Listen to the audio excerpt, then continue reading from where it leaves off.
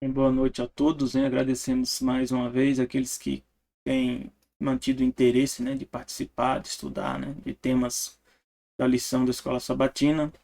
E o tema dessa semana é bem interessante também, porque envolve a questão de artes e ciência, né? E, portanto, eu vou ter que falar um pouco, né, dos enfoques, né, da ciência, né, e o que a Bíblia envolve, né, que se envolve em relação à Bíblia.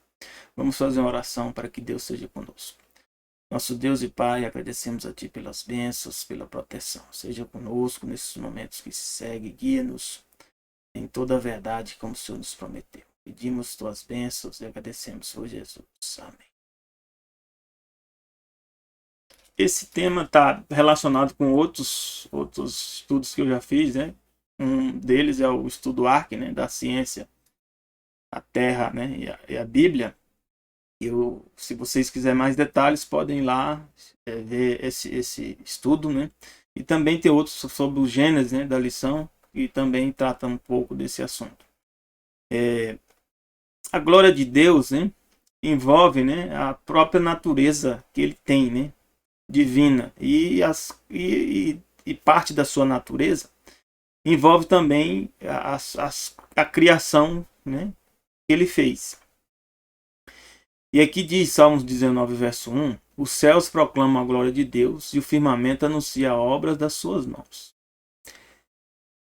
Os céus, né, nós não vemos, né, tem teorias que mostram que os céus, ou seja, na região fora da Terra, que não há ar, né, há o vácuo. Essa é uma das ideias, das concepções que tem.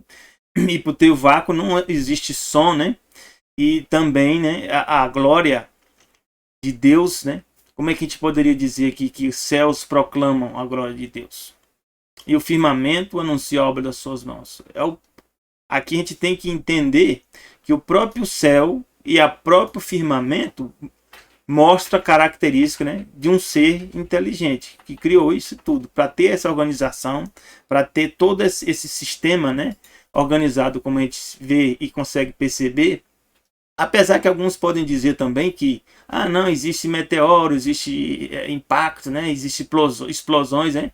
Mas esses impactos, essas explosões, será se também não fazem parte do controle?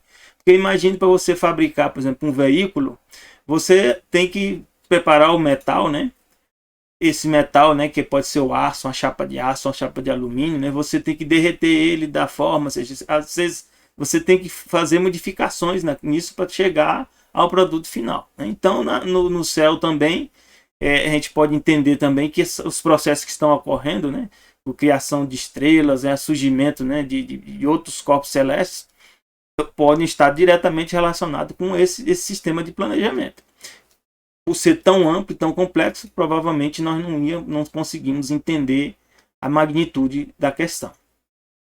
Mas aí eu trago aqui para nós, né, um comentário, né, da lição da Escola Sabatina que diz: a educação inclui o que tem sido chamado de artes e ciências.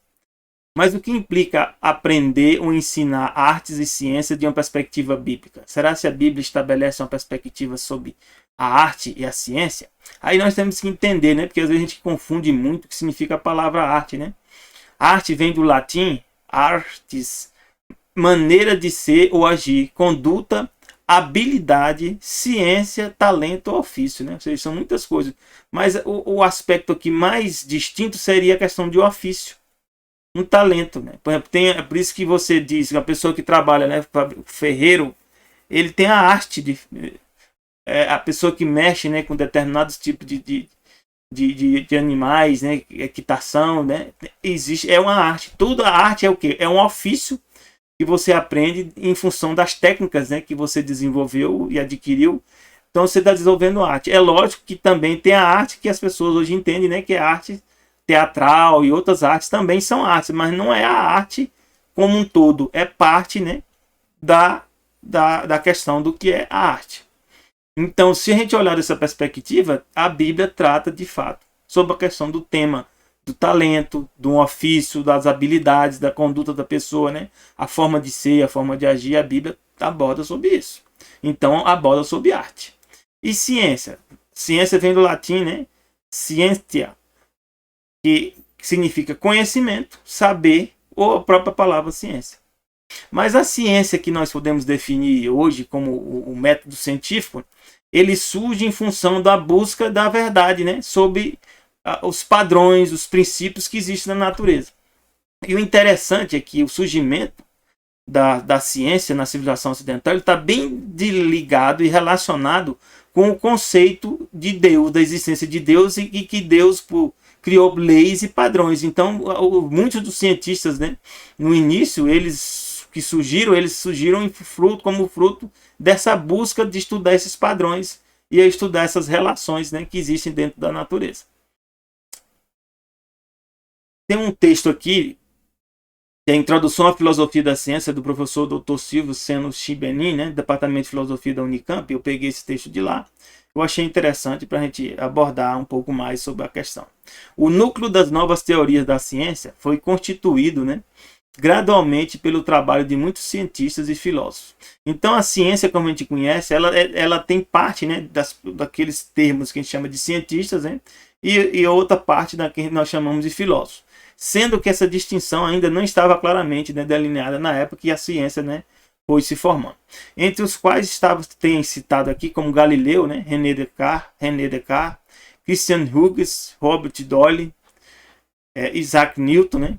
Descartes, sobretudo, desenvolveu-se uma perspectiva teórica que serviria como pano de fundo, ou seja, como a base, né, de toda a ciência. Ou seja, ele desenvolveu uma abordagem que nós conhecemos, né, como método científico, né, no século XVII, XVIII e até chegando até nosso século XIX e século XX, né? Nós já estamos, né, em XXI. Então, essa perspectiva ficou conhecida como mecanicismo. De onde é que surge a ideia do mecanicismo? É a ideia que o universo seria o quê? Como se fosse um relógio. Ou seja, que tivesse mecanismos, né? E esses mecanismos funcionassem, né, como um mecanismo de um relógio. Aí surge o conceito de mecanicismo. Visto que nela, a base de tudo que ocorre no mundo físico seriam processos mecânicos, né? Ou seja, que envolve o movimento de corpos. E aí, movimento de corpos tem vários aspectos, né? Tanto os corpos, né, macroscópicos, né, que são os planetas, né, as estrelas, né, e outros corpos celestes, e também a nível microscópico são os movimentos, né, entre o núcleo do átomo, né, e esses outros movimentos que existem, né, que são estudados também. Mas, de fato, a ciência ela só pode ser entendida se nós colocarmos, né, um vetor, né, primário, né, para a origem de todo esse conhecimento. Porque ciência é o que? Conhecimento. Esse conhecimento, existe uma lei, né, que nós conseguimos estudar, que é a lei da entropia. Você não sai de um estado, né, de menos energia para um de mais energia, ou seja, ou de menos informação para mais informação, sem um acréscimo de energia ou informação. Ou seja, tem que ter um ser externo aquele espaço, ou seja, aquele ambiente, que acrescente energia ou informação ou conhecimento. Ou seja, para o universo existir da forma que ele é, com a forma e o conhecimento que tem, percebe-se, né, pelo esse princípio, né, da entropia, que tem que ter algo com mais informação e conhecimento que o próprio universo. E aí eu dou um exemplo básico porque que a gente se alimenta. Nós nos alimentamos porque, para manter o nosso corpo, nós temos que acrescentar energia. E aí a comida nossa se transforma em energia química e outros processos ocorrem dentro do corpo, e aí há o quê? A manutenção. Ou seja, pela entropia, se eu não comer, eu vou morrer, porque vai cada vez mais o princípio da entropia diz que você tende à desorganização e não à organização. Então, para que existam sistemas organizados, tem que ter um ser inteligente. Para mim, não tem dúvida sobre isso, não. É igual você dizer assim, que o computador fez isso, o computador fez aquilo. O computador não faz nada. Quem fez foi quem fez um código, né? Preparou um código que a gente chama lógica de programação, e esse código faz todos os processos que você entende, né? Como aqui nós estamos vendo hoje, aqui esse computador que estou fazendo a transmissão, alguém fez um código para eu poder fazer essa transmissão aqui que eu estou fazendo para vocês. E tudo que está ocorrendo aqui, a transferência de imagem e som, existe um algoritmo, né, que faz todo esse processamento. Então, tem que existir algo mais inteligente que o computador, que é o ser humano, para acrescentar esse conhecimento, essa informação, numa forma de um código que faz o quê? Interpretação das informações que ele recebe, né, o computador, e gera novas informações. Então, pela entropia, fica estranho a gente dizer que nós saímos, né, do nível de energia, ou seja, de informação ou de conhecimento, para um mais elevado, sem ter algo externo que acrescentou essa informação. Então, a Bíblia diz aqui em Romanos 1, 18, 20, algo bem interessante sobre isso. Ó. Portanto, a ira de Deus é revelada do céu contra toda impiedade. E o que é ser ímpio? Ímpio é a pessoa, né, que continua fazendo a coisa errada, mesmo sabendo que é errada, e ele escolhe fazer o errado. Então tem o ímpio e também tem o quê? O pecador. O pecador quem é? Todos nós somos pecadores. Agora tem um pecador que ele se arrepende, confessa, né? E esse Deus diz que é um pecador normal. E o ímpio é o que? É o pecador persistente. Ele faz de propósito e com o intuito de continuar naquele mesmo erro. Então aqui diz que Deus se revela com ira contra a impiedade, ou seja, contra o ímpio e a impiedade. E injustiça dos homens que suprimem, suprimem é retirar, cortar a verdade pela injustiça. Então a verdade ela é cortada, retirada pela injustiça. E aí o que diz aqui mais? Pois o que de Deus se pode conhecer, é manifesto entre eles. Então a gente pode conhecer Deus, aqui está dizendo na Bíblia que sim. Porque Deus lhes manifestou. Como é que Deus manifestou? Aqui está explicado. Pois desde a criação do mundo, os atributos invisíveis de Deus, ou seja, os atributos invisíveis é o quê? Essa capacidade de criar todas essas coisas que nós estamos vendo e até as que a gente não vê. Atributos invisíveis de Deus, seu eterno poder, sua natureza divina têm sido vistos claramente. Aqui está dizendo isso. E eu concordo. Que na verdade nós temos que ver nesse grau de complexidade que existe na natureza e no universo, tem que existir um ser inteligente. Sendo compreendidos por meio das coisas criadas. Então, através, como eu falei, das coisas criadas, de forma que tais homens são indesculpados. Então, não há desculpa. Ao você olhar para o céu, ao olhar para o sistema, né, complexos que existem na natureza, né, por exemplo, o ciclo da chuva, o ciclo da água, os processos, né, de conformação de metais, né, como existe, né, os movimentos das placas, né, e essa teoria de placa nem tem certeza que de fato são placas, né, mas existem movimentos, né, da Terra, existe.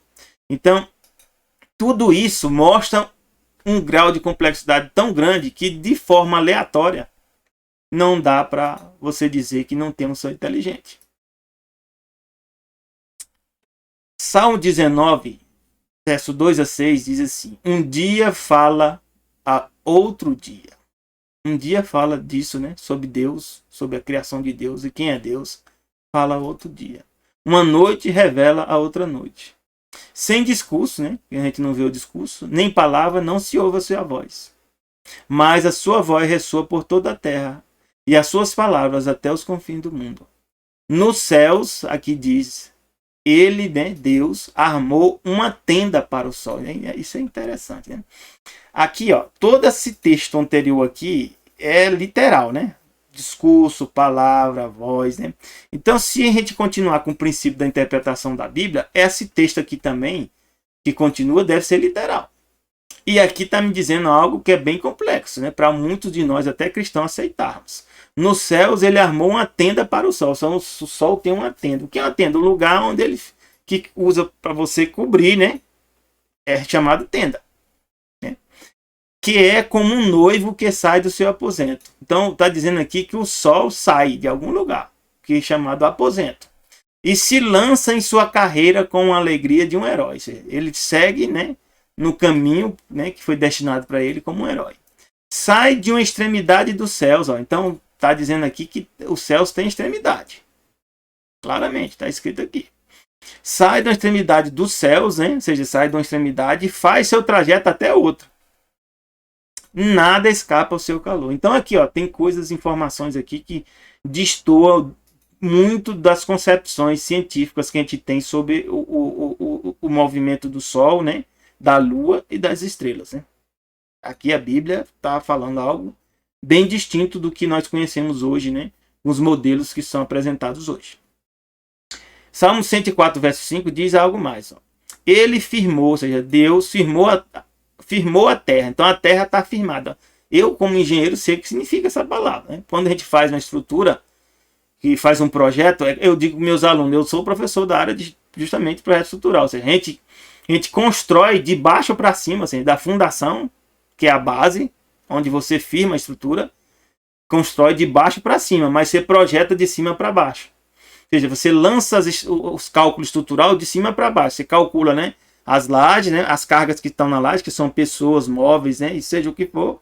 As lajes, elas passam esse esforço para as vigas passam para onde? Para os pilares passam para a fundação. Então, firmar significa aqui que tem uma base. Isso eu não tenho dúvida. Você pode até me dizer, não, isso aqui é linguagem poética, é linguagem figurada, é uma metáfora. Eu não estou vendo metáfora nenhuma aqui, né? Senão Deus, né, tinha dado interpretação dessa metáfora em alguma parte da Bíblia. Eu não vi em canto nenhum. Aqui diz, ele firmou a terra sobre os seus fundamentos, ou seja, a terra, além de estar firme, tem um fundamento. O que é fundamento? É o que eu falei para vocês, é fundação. A palavra fundação vem de fundamento. Fundação é totalmente relacionado com fundamento. Para que jamais se abale. Ainda está dizendo aqui que a terra não deve se abalar. Então, se a terra não se abala, e aqui a gente acabou de ver outras passagens, que o sol é que se move aqui, e não a terra. A Bíblia está dizendo aqui que a terra não se abala. Está firme. E quem é que se move é o sol.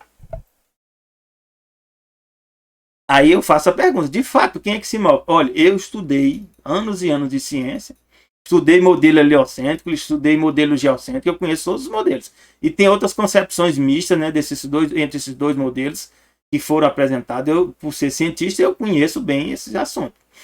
E o que é aceito hoje, na atualidade, é o modelo heliocêntrico, que diz que o Sol está parado, apesar que o Sol diz que o Sol está se movendo em relação à galáxia, né?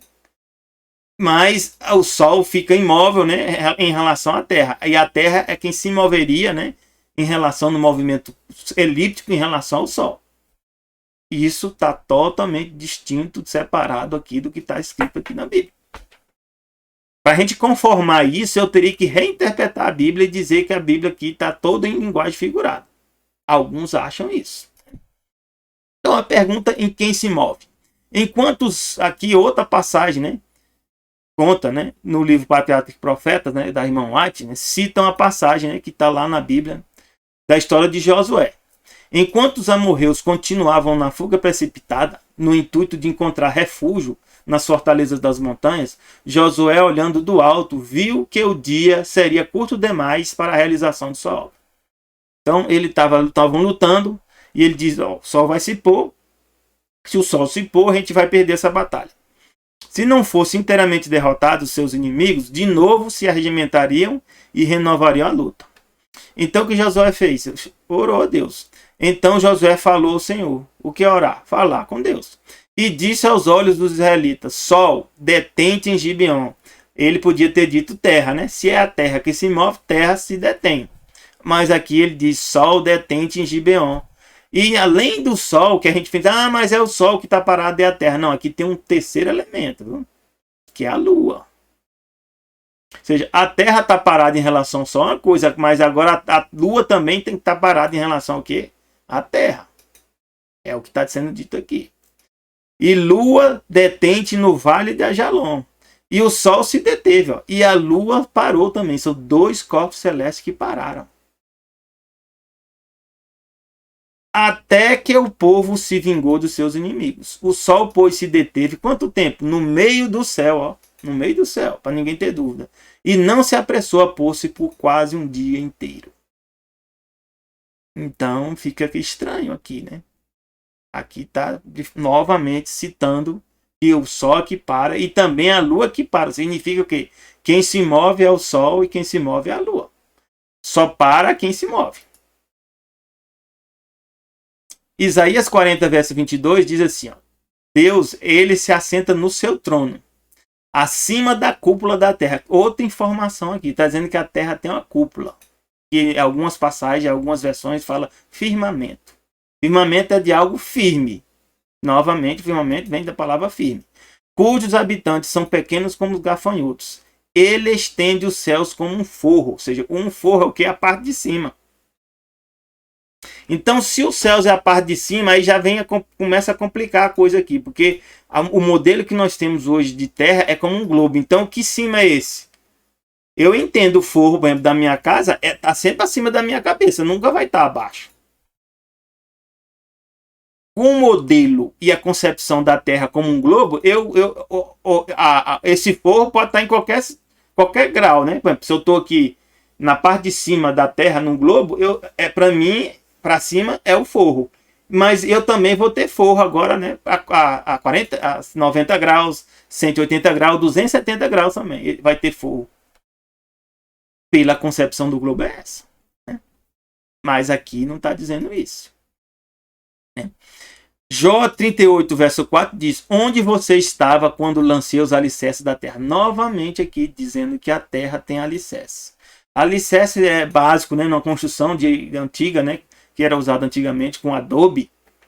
E você fazia o que? O radier, ou aquela construção que é a fundação corrida, né, de tijolos. Isso é chamado de alicerce, é base. Então, novamente aqui diz que a terra tem alicerce. E aqui, quem está falando aqui, que está citando essa passagem aqui, é o próprio Deus. Porque alguém dizer, não, ali no Salmo foi Davi que escreveu, talvez ele não tenha entendido, né? Foi não sei quem que escreveu. Aqui na visão de Jó, aqui é Deus perguntando para Jó, onde você estava quando lancei os alicerces da terra? Então Deus sabe o que fez, né? Eles não têm dúvida do que ele fez. Aqui em Jó 26, 7 diz, ele estende os céus do norte sobre o espaço vazio. Então está dizendo aqui, além da terra tem o que? Um espaço vazio. Desde essa época, né? Que foi escrito, provavelmente foi o primeiro livro que Moisés escreveu, foi o livro de Jó. Há mais de 1500 anos antes de Jesus. E diz aqui já que tem um vazio. Tem a terra e no norte tem um vazio. E aqui diz mais, suspende a terra sobre o nada. Aí vem o pessoal dizendo, mas os judeus, os povos antigos, acreditavam, né, que a terra era sustentada por tartarugas, né, os elefantes, né, e era plana, como se fosse uma chapa, né. Isso aí é o modelo grego, rapaz, do povo grego. Não quer dizer nada em relação ao que Deus revelou nas escrituras para o povo de Israel, não. Não tem nada a ver isso aqui, ó. Não tinha dito, tem as tartarugas aqui sustentando, né. Esse modelo dessas tartarugas aí que existe, que alguns usam, né, até como imagem, né, da Terra plana para fazer brincadeira, né, dizer que o pessoal da Terra plana tá errado, aí mostra as tartarugas ou mostra os elefantes, né, e é uma chapa, né. Aqui tá claro que é sustentada sobre o nada. E o modelo da concepção do globo também está sustentado sobre o nada. E esse nada, ele diz que tem uma força gravitacional que, né, mantém a Terra sendo sustentada. É pela concepção da existência da força gravitacional.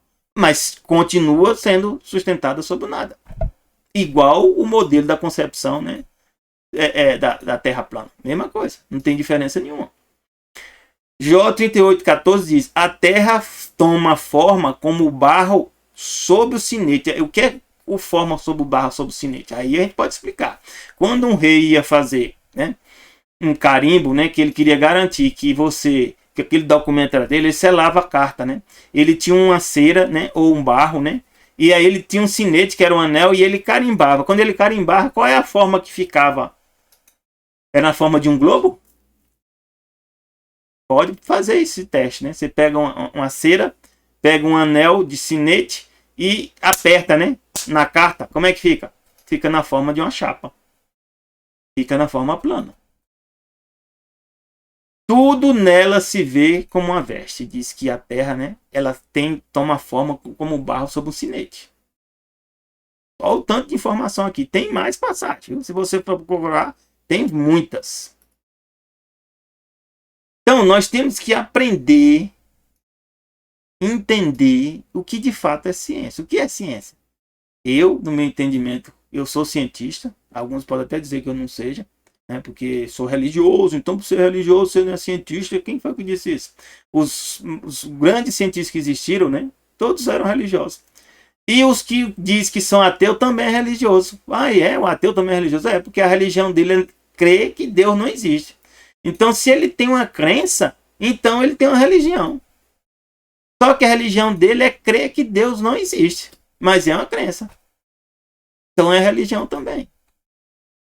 E usa-se, né, vários, né, modelos, né, usa várias formas, né, de manter essa religião. Né? Aí tem vários, né, cientistas que ajudam a fazer isso, que são ateístas, né, e ajudam a manter essa religião ateísta em voga. Mas também é religião. Então, aqui, ó, no Salmos 96, verso 9, diz: adore ao Senhor no esplendor da sua santidade. Então, para a gente adorar a Deus, primeiro nós temos que entender que Ele é santo. O que é santo? Significa separado. Por que Deus é separado? Porque Ele é o único da espécie, né? Não tem ninguém igual a Ele, só Ele é Deus. Então é separado. É igual quando Deus diz assim, que o homem casa com mulher e os dois se tornam uma só carne, né? Aí Deus diz que é santo. Aí, por exemplo, Deus pegou e criou, lá diz a Bíblia em Gênesis, né, os céus e a terra, em 6 dias ele fez esse processo de construção. E separou e criou o 7º dia. E diz, nesse de 7º aqui eu vou separar. Está lá em Gênesis 2, 3. Separar o quê? Separar dos outros. Qual os outros? Os outros 6. E separar significa o quê? Que ele é separado, ou seja, ele é específico. Ele é escolhido entre os outros. Então aqui diz que Deus é específico, Deus é santo, é separado. E diz, tremam diante dele todos os habitantes da terra. Por quê? Porque ele é o Criador. Então, a ele nós carecemos de dar respeito, honra e louvor. Quanto tempo? Por todo o tempo. E aí eu vou dar um exemplo para vocês aqui, ó. Em Gênesis 2, 16, 17, Deus chega e diz assim: o Senhor Deus ordenou ao homem coma livremente de qualquer árvore do jardim. Ou seja, podia comer de qualquer coisa. Ele criou tudo. E quando Deus criou, ele diz: eis que tudo era muito bom. Era bom ou muito bom. Mas Deus faz uma restrição. Mas não coma da árvore do conhecimento do bem e do mal, porque no dia em que dela comer, certamente você morrerá. Então, a morte aqui era conhecida? Não. Quem conhecia a morte aqui? Nem Satanás conhecia a morte. Apesar de Satanás aqui já ter sido expulso. Né? Porque houve guerra no céu, está lá em Apocalipse 12, fala que houve guerra no céu, versos 7 a 9. E Satanás foi expulso. Né? Mas Satanás não conhecia a morte. Deus é o único que conhecia a morte aqui. Mas ele fala a verdade. Aí a gente tem que entender o que significa adorar a Deus na beleza da santidade. É nesse sentido. Ó. Deus é a verdade. Por que Deus é a verdade? Olha, é algo muito simples. Vou dar um exemplo para vocês aqui. Se você olha aqui para uma cadeira, aí você vê as composições da cadeira, né? Ah, metal, pode ter cadeira de metal, cadeira de madeira, né? Vários tipos de matéria. Vamos supor que seja de madeira. Um banco de uma igreja, né? De madeira. Você olha para esse banco e diz, não, isso aqui é madeira, né? É. Qualquer um que olhar vai dizer que é madeira. Mas olha a diferença com Deus. Se Deus olhar e disser, isso aqui agora é ferro, o que, vocês acham que vai acontecer com a madeira? Eu tenho certeza que vai virar madeira. Que vai virar ferro. A madeira transforma em ferro. Sabe por quê? Porque a diferença entre Deus, o Criador, e nós, seres criados, é que quando Deus pensa em algo e ele expressa aquilo, aquilo passa a existir. Ou aquilo se transforma. É por isso que Jesus diz assim, perdoados são os teus pecados. Nós temos pecado? Temos. Mas Jesus, quando diz perdoado, o que acontece conosco? Pode ter certeza que foi perdoado. Houve uma transformação. É essa santidade aqui que nós temos que entender. Assim, nem tudo, ou seja, quase tudo que Deus sabe, nós nunca vamos saber. Mas quando ele revelar para nós, aquilo você tem que ter certeza que é a verdade. E que o que ele está falando, mesmo sem você entender, a Eva também sabia que o que era morte? Não. Adão sabia? Não. Ninguém sabia, só Deus sabia o que é a morte. Mas era a verdade? Era. E Satanás trouxe a dúvida, né? Trouxe a dúvida para Eva, dizendo que Deus estava errado. É por isso que lá diz que o que combate a verdade é a injustiça. O que é a injustiça? A injustiça está envolvida com a mentira. Então, quando você fala a mentira, você está combatendo a verdade. E aí, Deus diz que no dia que dela comer, certamente morrerá. Aqui está escrito que vai morrer instantaneamente? Não está. Então, a gente tem que ter muito cuidado. Nós não devemos pegar aquilo que Deus diz e dar novas interpretações. É por isso que eu peguei aquelas passagens todas lá. Eu não tentei reinterpretar, não. Apesar de que eu sou cientista. E eu sei como interpretar à luz e na visão da ciência que nós temos hoje. Do modelo heliocêntrico e outros modelos. Tem outros. Mas eu não faço isso. Eu aprendi com essa lição aqui, ó, com essa lição que Adão e Eva passou. Eles não creram que Deus estava falando a verdade. E o que aconteceu? A morte existe ou não existe? Existe. E o que fez a mulher? Gênesis 3,6 diz: quando a mulher viu que a árvore parecia agradável ao paladar, era atraente aos olhos, e além disso desejável para dela se obter discernimento ou conhecimento. Ó. Discernimento, conhecimento, o que é ciência? O que é ciência? Nós já vimos lá, conhecimento, discernimento. Tomou do fruto, comeu e deu ao seu marido, que comeu também. Ou seja, quando Deus criou todas as coisas, existia algo ruim? Não. Ou era bom ou muito bom. Então é claro que aquela fruta não era aparentemente má, não era feia, como hoje existe coisas, né, na natureza. Depois do pecado vai havendo a degeneração, né? E é por isso que existe a lei da entropia. A lei da entropia surge em função dessa ordem que Deus dá aqui, ó, que agora vai passar a existir a morte. Essa morte passa para o ser humano e passa para o quê? Para a natureza. É por isso que você vê a degeneração na natureza, né? Tempestades, furacões, né? A morte, você vê os animais, né, que entram em estado de putrefação, né? E tudo isso é fruto de quê? De uma escolha errada que Adão e Eva fizeram. Os dois fizeram. Continuando, aí vem um comentário aqui da lição que eu acho interessante. Nós podemos ser especialistas num erro? Podemos. Quantos anos alguns cientistas passaram, né, ensinando algumas teorias, né, científicas, né, ou professores? Eu sou professor.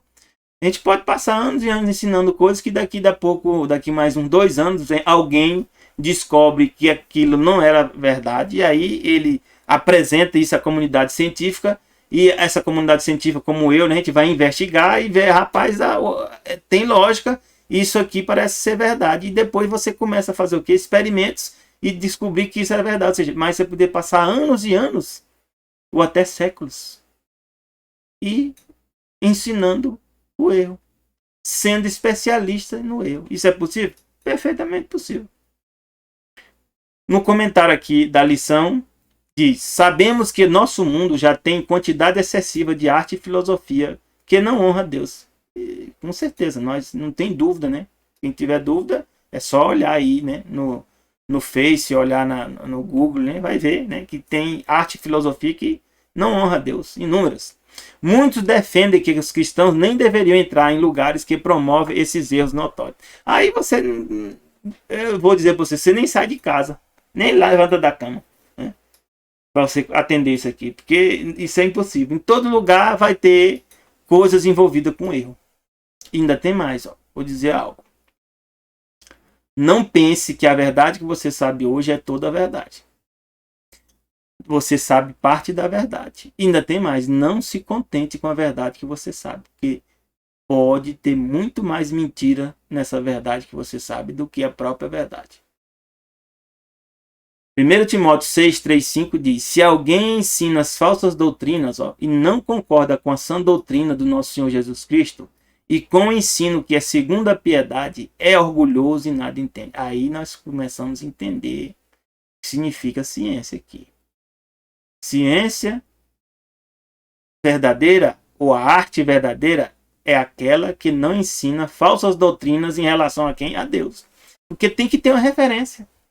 Então, quem é a referência para você saber se é falso ou verdadeiro? Você tem que saber o verdadeiro, conhecer o verdadeiro.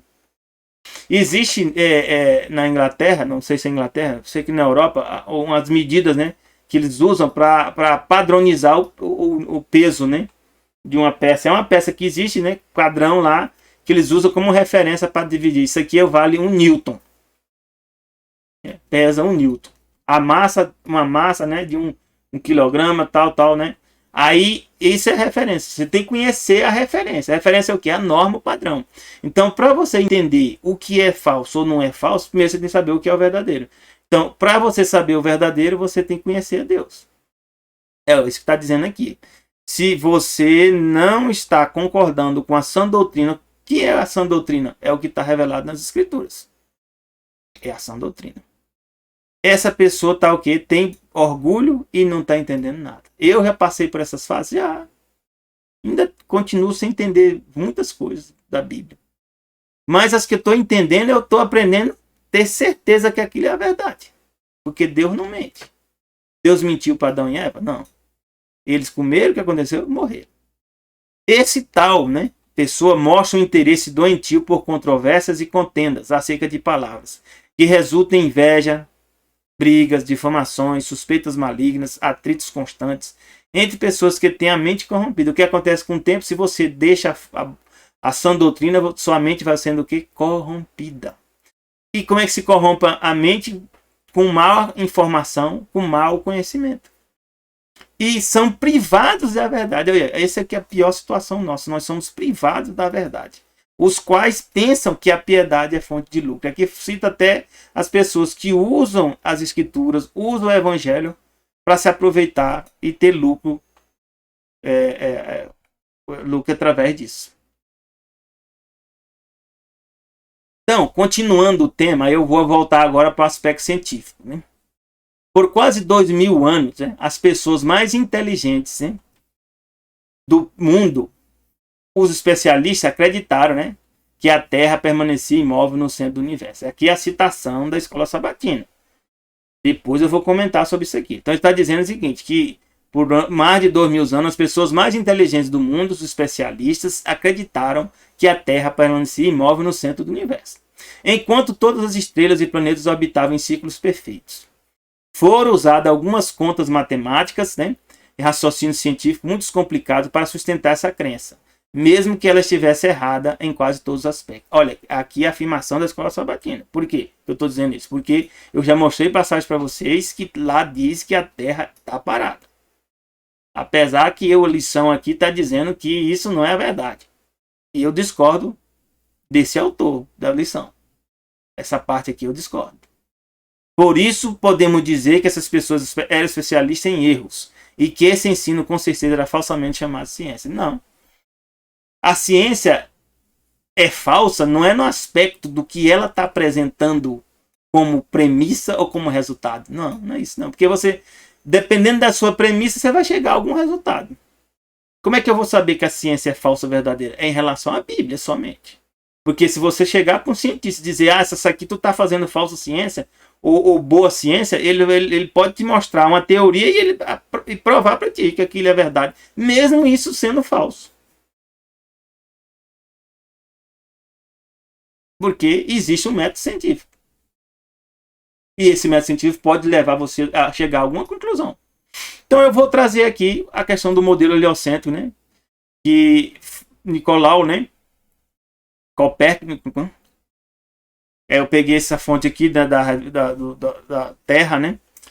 E ele nasceu em Torun, na Polônia, em 1473, né? Ingressou na Universidade de Cracóvia. O importante aqui é dizer que ele fez medicina, cursou filosofia, matemática e astronomia.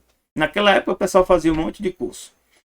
Porque na verdade se não tinha um curso específico igual a gente hoje, né? Você entrava na academia e estudava várias coisas. Estudava ciência, física, biologia, tudo. E no final você saía com essas várias formações. Depois ele foi para a Itália, ele aprendeu o grego clássico e o direito canônico. E ele foi o primeiro a apresentar materiais escritos, né, sobre o tema, né, Nicolau Copérnico, e que desenvolveu um modelo matemático sobre o sistema heliocêntrico muito bem escrito. O modelo heliocêntrico ele já existia propagado pelo povo, né, grego. A gente diz, de onde é que surgiu? Surgiu com Copérnico? Nada.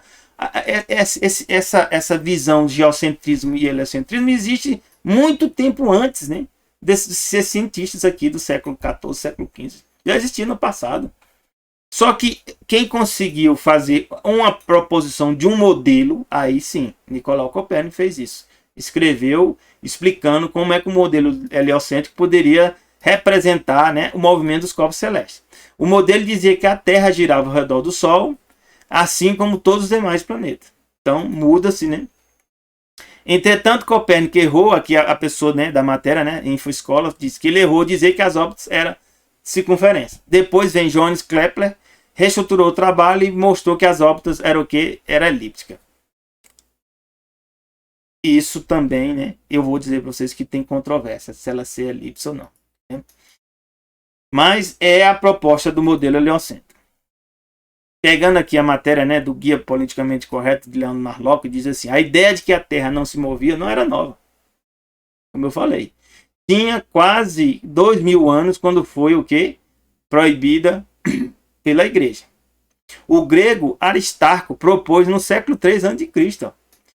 Tudo aquilo que Copérnico defenderia 18 séculos depois. Como eu falei, a gente pensa que os métodos científicos, que os conceitos científicos surgem de hoje, né? Não, essas discussões vêm primeiro no aspecto filosófico, depois vai para o aspecto do método científico. Então aqui dizia que o Sol era o centro, a Terra girava em torno de si própria, em torno do Sol, e assim como os outros planetas.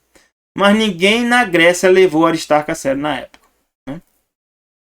Você vê que não, a ciência, as pessoas hoje que diz que o heliocentrismo que é contra o heliocentrismo são ultrapassadas, né? são modernas.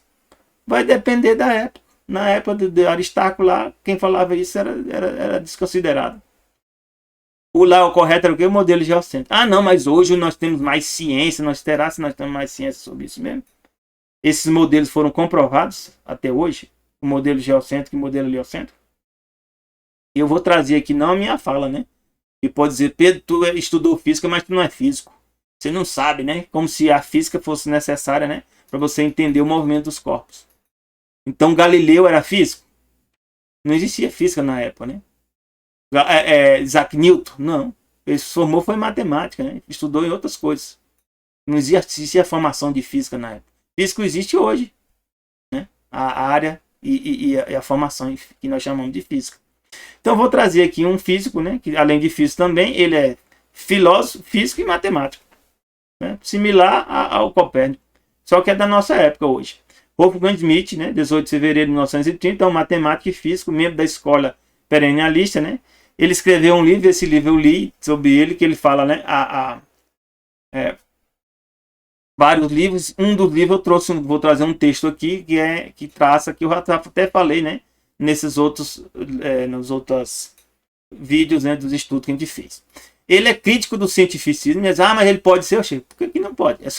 Ele propôs uma nova interpretação da mecânica quântica, fundamentada na ontologia medieval e no realismo. Ele se formou em 1948, né? Tem mestrado e tem doutorado, né? Mestrado em física e doutorado em matemática. E é bem conceituado e é bem aceito, né? E aqui no texto dele, no livro A Ciência e o Mito, do Wolfgang Schmidt, eu recomendo ler, né? Depois que eu li, eu entendi muito mais alguns aspectos, né, da ciência, como a gente pensa, né? E é verdade, muitas coisas eu concordo com o que ele expõe. Não quer dizer que é verdade, mas pela a coerência do que foi apresentado e pelo conhecimento que eu tenho do assunto, eu considero que é coerente. Então, ele diz aqui, começo relembrando sobre a velocidade da Terra, né? Começo relembrando de um acontecimento em 1965 de Arnold Penzias, né, e Robert Wilson, que captaram os sinais vindo do espaço exterior. Então, eles tinham instrumentos, né, que queriam medir, né, através das ondas de luz, né, os sinais do espaço exterior. Sinais esses que teriam se originado no plano de fundo do micro-ondas. Né? Micro-ondas, na verdade, é uma onda, né, é um espectro de onda da luz. A luz tem espectro de micro-ondas, raios gamas, raios X, né? Tem várias fases de onda, né? E tem o espectro de luz solar, que é o que a gente consegue ver. Então, o New York Times anunciou essa descoberta com essa manchete, né? Os sinais implicam que o universo surgiu de um Big Bang. Aí quem propôs a teoria do Big Bang, que a gente pensa, né, que é um cientista, era cientista, mas era também um padre. Se você for atrás, era um padre católico que propôs a teoria do Big Bang, que é aceita hoje.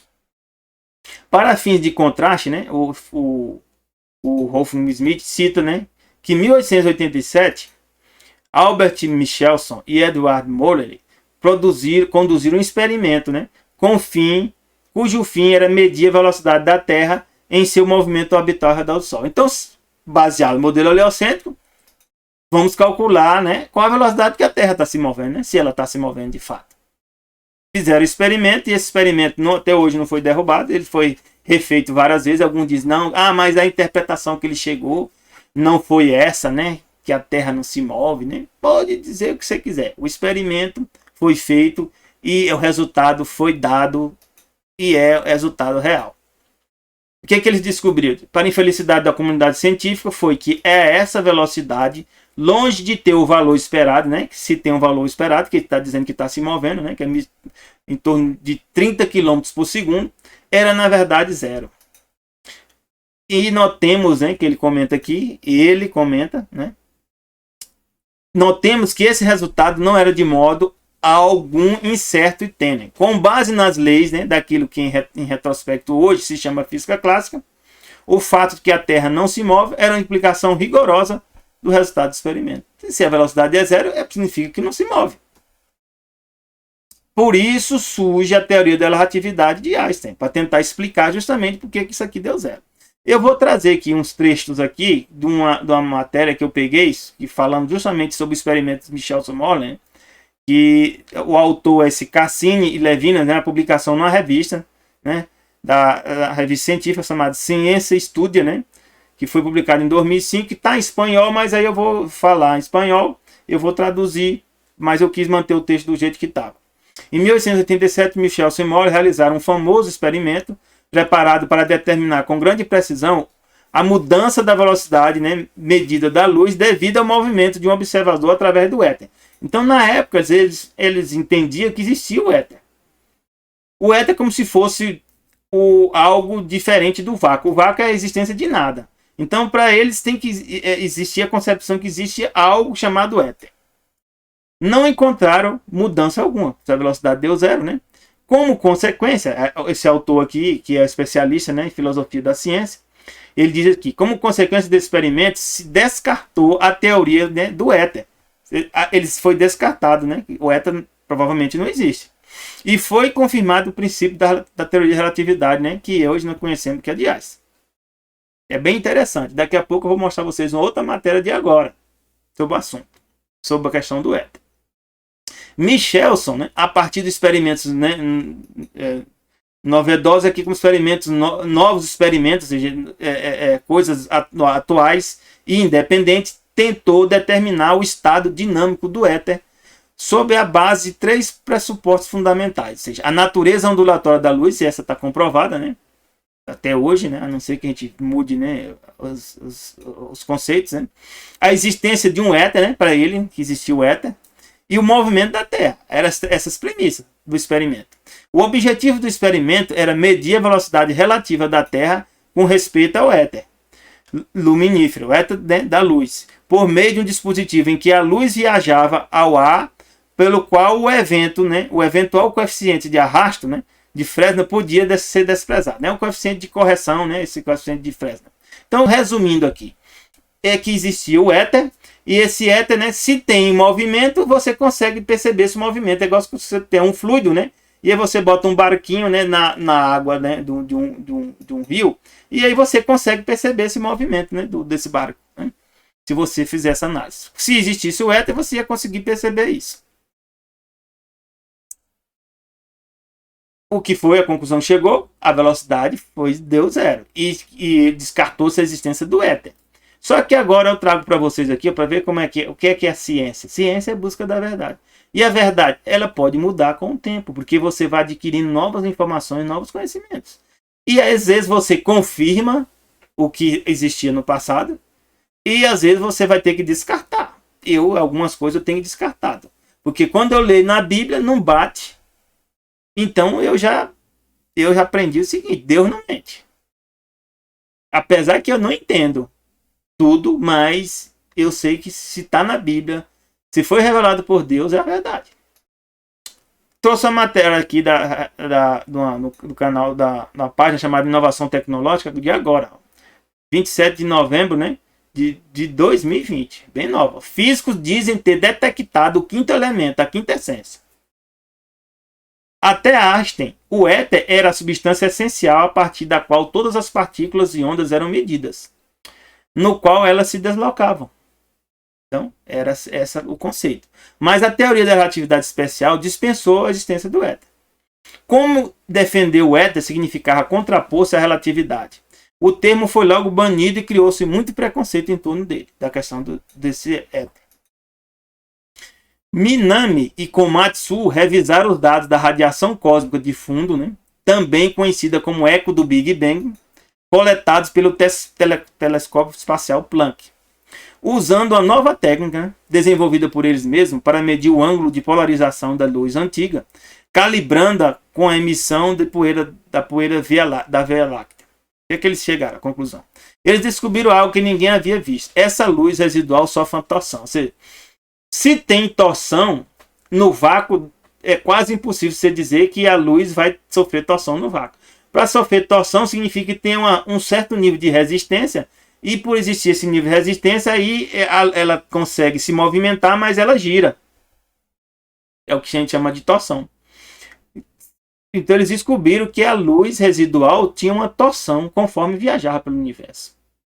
E esse giro nas ondas de luz, ou seja, a polarização, só pode ser explicado por ter existência de um meio no qual elas estão viajando. Aí surge a história de novo, que esse meio seria a quinta essência, ou quinto elemento, ou éter. Eles não chegaram a comprovar tudo ainda, hein? Eu estou dizendo aqui que isso aí é verdade, não. Né? Mas eu estou dizendo para vocês que volta de novo o que é a questão da existência do éter. E se o éter existir, olha o que eu vou dizer para vocês. Se for comprovado que o éter existir, e que a velocidade da Terra deu zero, a coisa pode complicar. Talvez a teoria da relatividade vai ter que ser revista. E ainda tem mais. Eu vou dizer para vocês. O movimento da Terra com a velocidade zero até hoje mostra algo bem parecido com o que está revelado na Bíblia. Que ela está o quê? Firme. Que ela não se abala. Mas agora você ou vai ter que deixar de ser cientista e seguir a Bíblia, ou seguir a ciência. Quem foi que disse isso? Onde é que está escrito? Não, eu tenho que seguir a ciência verdadeira. É só isso. Aí a ciência é falsa. Eu descarto. Por quê? Porque o que é falso não vai permanecer. Uma hora, quanto mais o estudo progressar, você vai descobrir a verdade. Por isso que eu nem esquento, nem me preocupo. Eu estou buscando a verdade. Eu trouxe aqui um texto, né? Que alguns dizem que a irmã Ade fala que a Terra é plana, que a Terra é um globo, né? Tem várias passagens também que eu li, ó. E tem até as referências aqui citando, né? Sobre isso, né? Sobre a Terra e o Sol. Onde, né? Que fala claramente, né? Sobre isso, né? E eu vou só mostrar aqui rapidamente, né? Para vocês, ó. Aí, só que também a Bíblia, a irmã White cita passagem da Bíblia aqui também, que fala claramente, né, sobre que o Sol é que para. Ó. E o Sol é que se move, por exemplo. Vós sois a luz do mundo, disse Cristo a seu discípulo em Mateus 5,14. E assim como o Sol se move pelo céu. Ou seja, está dizendo o quê? Que o Sol se move pelo céu. Outra passagem, né, do livro Educação, página 99,1, diz assim: a Terra produz suas dádivas e ano após ano continua o seu movimento ao redor do Sol. Então aqui já a irmã White está dizendo que a Terra se move ao redor do Sol. Aqui outra passagem, né, em Serviços Cristãos, página 38, diz: o Sol brilha no céu fazendo seu giro habitual. Agora já é o Sol que está girando aqui. Ou seja, uma hora ela disse que é a Terra, outra hora disse que é o Sol. E os céus declaram ainda a glória de Deus. Ela cita a passagem da Bíblia. Aí, outro diz aqui: a Terra produz ano após ano a sua abundância e continua seu giro ao redor do Sol. Aí outra fala aqui: não é mensagem seleta, né? Não é pela sua própria energia inerente que a Terra produz suas dádivas ano após ano e continua seu movimento ao redor do Sol. Olha, eu fiz uma pesquisa extensiva aqui, ó. Vou mostrar para vocês aqui. E tem várias passagens ela falando, hora que é o Sol, hora falando que é a Terra que se move, hora que é o Sol que se move. Só que aí eu fui procurar nas versões, né,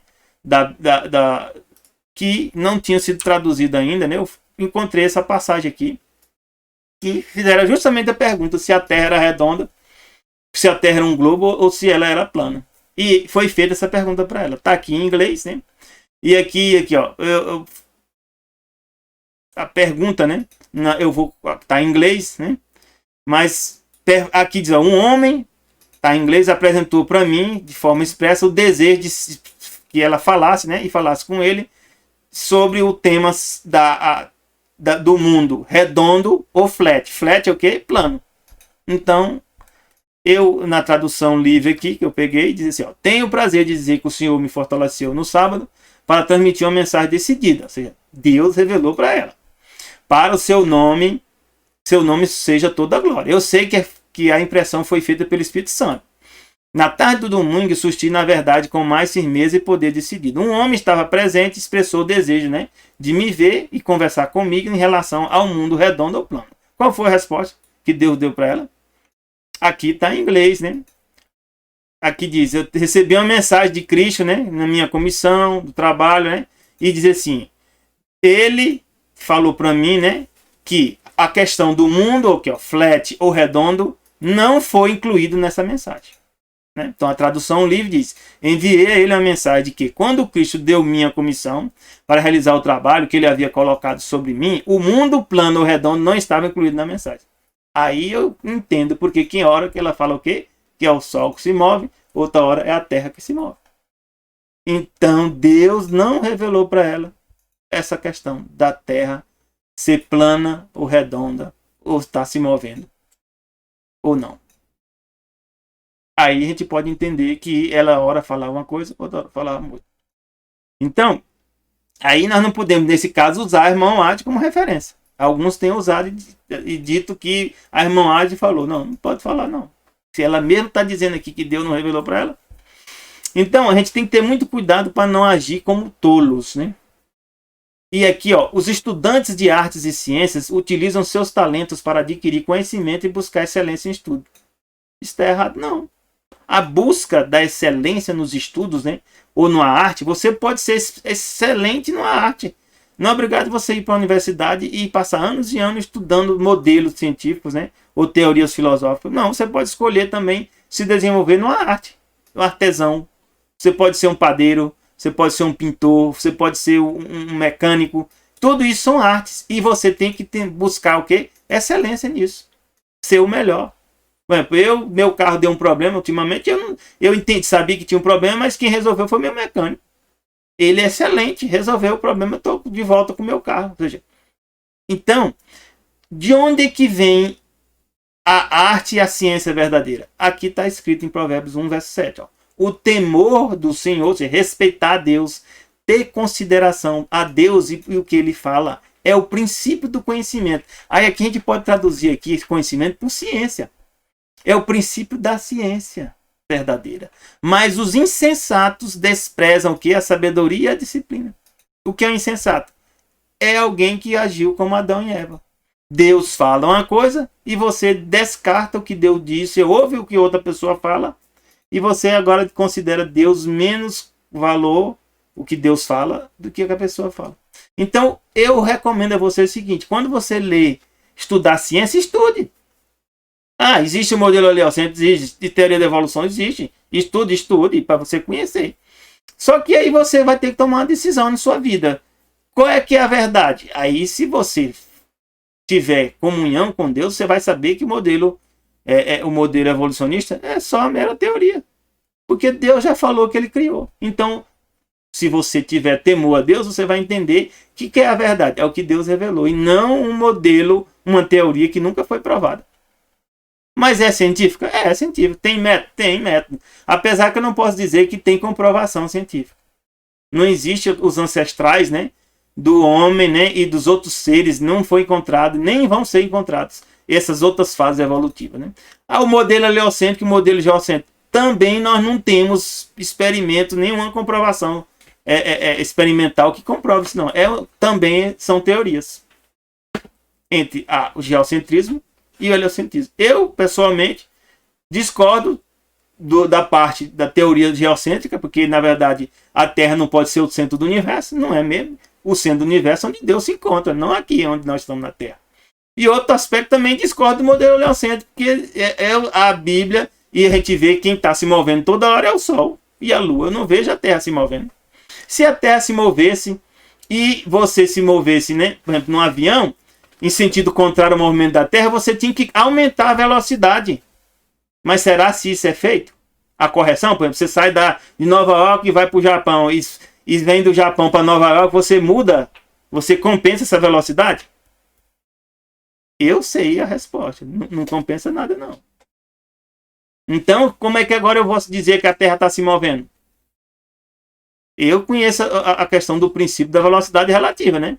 Por exemplo, se você está num carro ou num barco, duas pessoas num barco e você quer alcançar a outra, e você tem que aumentar a velocidade para poder compensar, para ficar na mesma posição. Então, isso é comprovado cientificamente que eu estou falando. Então, aqui diga assim, a Bíblia diz em Colossenses 2:3, esforço-me para que eles sejam fortalecidos em seus corações, estejam unidos em amor e alcancem toda a riqueza do pleno entendimento, a fim de conhecerem plenamente o mistério de Deus. Qual é o mistério de Deus, meu irmão? Cristo. E o que é que Jesus tem a ver com ciência? Nele, em Jesus, estão escondidos todos os tesouros da sabedoria e do conhecimento. Aí você pode traduzir aqui, conhecimento, sabe o quê? Ciência. Em Jesus, todos os tesouros da sabedoria e da ciência pertencem a ele. Por quê? Ele é o criador de todas as coisas. Então a verdadeira ciência vem dele. Então como é que agora eu vou perder meu tempo, às vezes discutindo algo que a Bíblia já revelou e às vezes eu estou ainda questionando se aquilo é verdade ou não? O sábio entendedor diz que meia palavra basta. Se é a palavra de Deus, basta meia palavra. Já pode ter certeza que é a verdade. Cumpre não pensar. Bem, temos toda a verdade. Eu tenho toda a verdade? Não tenho. Nem você, nem ninguém de nós não tem. Mas busque a verdade. Compreendemos as principais colunas da nossa fé e podemos descansar neste conhecimento, nessa ciência, né? A verdade é progressiva. É o que Deus revelou para o irmão Ike aqui, ó. A verdade é progressiva. E eu aprendi isso também. Verdade é progressiva. Precisamos andar em luz crescente. E Deus faz essa pergunta e eu faço ela para vocês hoje. Quem é que esse que obscurece meu conselho com palavras sem conhecimento? Deus fez essa pergunta, sabe por quem? Para Jó. Que Jó começou a discutir um monte de coisa lá, sem entender o que estava falando, apesar que ele era inocente, mas não estava entendendo. Chegou até a questionar Deus. E Deus chega para ele e fala, quem é você que obscurece meu conselho com palavras sem conhecimento, sem ciência? Prepare-se, simples homem. Aí eu falo para mim e para vocês hoje também. Vou fazer-lhes perguntas. Você me responderá. Onde você estava quando lancei os alicerces da terra? Olha, de novo aqui. Eu sou engenheiro. Não dá para eu dizer aqui que aqui a terra tá, né, não tem alicerce. E se tem alicerce, alicerce é para quê? Para ficar parado. É, com certeza. Alicerce é para ficar parado. Não é para estar se movendo, não. Aí diz mais, responda-me se é que você sabe tanto. Quem marcou os limites das suas dimensões? A Terra tem dimensões e tem limites. Vai ver que você sabe. Quem estendeu sobre ela a linha de medida? Ou seja, a Terra não pode ser medida por nós, mas por Deus isso é simples. E as suas bases? Ó, novamente aqui Deus falando que a Terra tem base. Sobre o que foram postas? Ou seja, as bases foram colocadas sobre alguma coisa, ó. Se for colocar alguma coisa, está em movimento? Eu duvido, viu? Sinceramente, eu duvido. Quem colocou sua pedra de esquina? O que é a pedra de esquina? Quando você vai fazer grandes construções, para que a construção não ruísse, você tem que escolher uma pedra mais forte que você encontrasse, chamada pedra de esquina. Você colocava ela lá na fundação e construía toda a estrutura baseada nela. Porque se ela falhasse, tudo falhava. Então está dizendo que a terra tem o quê? Uma pedra de esquina. Meus irmãos, eu sei uma coisa, que a verdade é o que está nas escrituras. E eu aprendi outra coisa e recomendo a você. Busque a verdade. E quando você tiver dúvida entre o que estão revelando na ciência ou nas artes, e isso está contestando a Bíblia, pode ter certeza. Fique com a Bíblia. Mesmo que você não entenda. Saiba que a verdade é o que está na Bíblia. Porque João 17,16, o quê? Santificas na verdade, a tua palavra é a verdade. Que Deus nos abençoe. Um feliz sábado para todos. Se Deus quiser, nós nos encontramos na próxima semana.